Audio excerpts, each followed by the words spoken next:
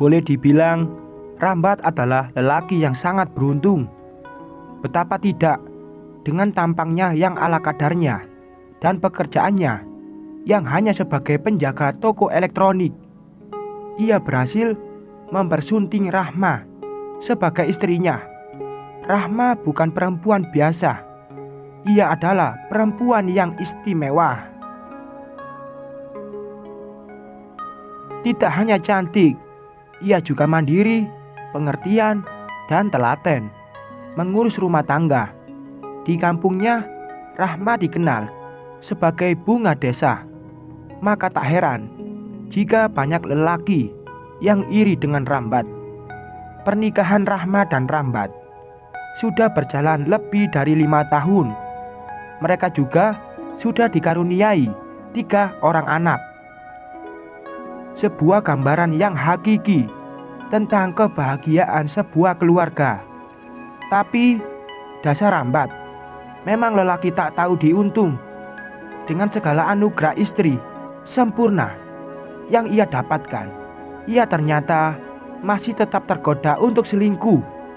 Dan bajingannya, ia selingkuh dengan Wulan, kawan Rahma di tempat kerja. Perselingkuhan itu bermula saat Rambat mengantar Rahma berangkat kerja ke sekolah. Kebetulan Rahma bekerja sebagai karyawan TU di salah satu sekolah swasta di dekat kantor kecamatan.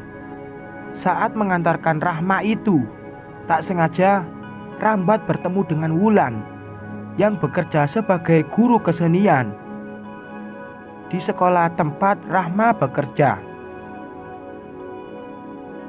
"Oh, ini suaminya Mbak Rahma ya?" tanya Wulan pada Rahma. "Iya Mbak," jawab Rahma, yang kemudian langsung mengenalkan suaminya kepada Wulan. Entah kenapa, ada yang aneh di hati Rambat saat ia bertatap wajah dengan Wulan. Hatinya serasa berdebar. Ia merasa ada sesuatu yang lain dari Wulan, sesuatu yang tidak bisa ia temukan pada sosok Rahma.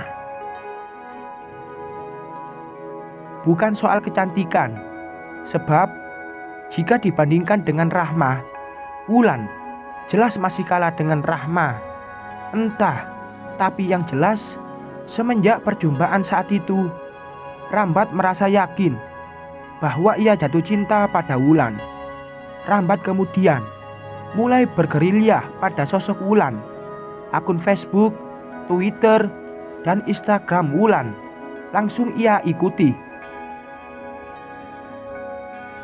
Singkat cerita, perasaan cinta terlarang itu rupanya bersambut. Wulan ternyata juga memendam perasaan pada Rambat. Karenanya tak butuh waktu lama bagi keduanya untuk saling nge-like foto, berbalas komen, hingga kemudian berbalas DM. Keduanya semakin intens berkomunikasi, dan pada satu titik mereka dengan berani saling mengungkapkan rasa ketertarikan mereka masing-masing. Hingga akhirnya perselingkuhan itu pun tak bisa dicegah lagi. Berkali-kali Rambat menyambangi Wulan di rumahnya. Hal itu ia lakukan saat suami Wulan sedang ada kerjaan lembur.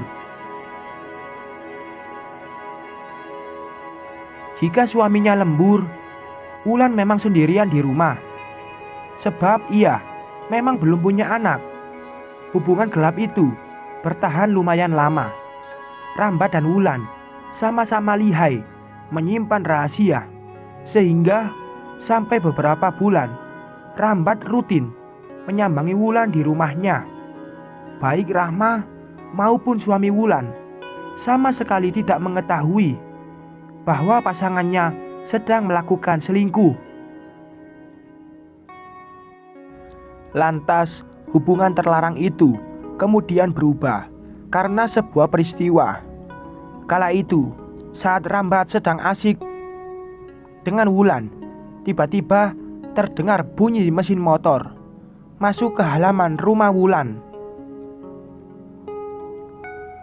Wulan hafal betul dengan bunyi mesin motor tersebut. Itu bunyi mesin motor suaminya. Ia tentu tak menyangka jika suaminya akan pulang secepat itu. Padahal seharusnya suaminya baru pulang 2 jam kemudian.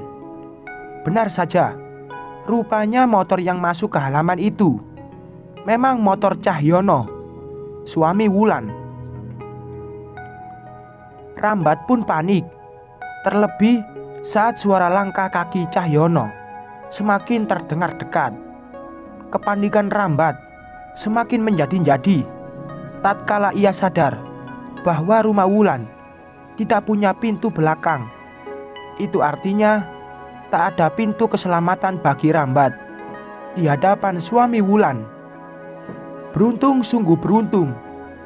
Wulan rupanya cukup jenius. Saat Cahyono mengetuk pintu, Wulan dengan santai berkata kepada Rambat, "Mas, cepat pakai bajumu. Mas Cahyono biar aku yang urus." Rambat segera memakai bajunya, sementara Wulan berjalan santai menuju pintu rumah sambil membawa kantong plastik yang penuh dengan sampah. Wulan langsung membukakan pintu dan di hadapannya berdiri sang suami tercinta.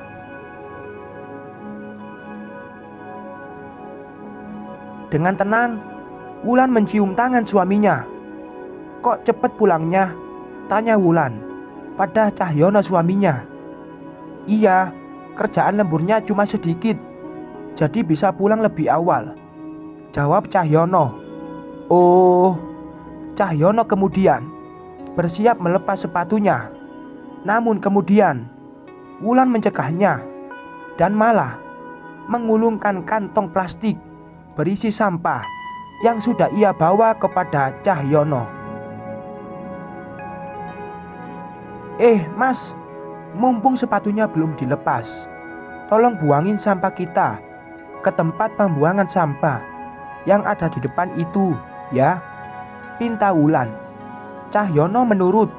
Ia raih bungkusan sampah itu dan kemudian berjalan ke tempat pembuangan sampah warga yang jaraknya sekitar 50 meter dari rumahnya. Waktu saat Cahyono membuang sampah itu rupanya cukup bagi Rambat untuk memakai pakaian dan menyelinap keluar. Duh, ayem. Untung Wulan perempuan cerdas.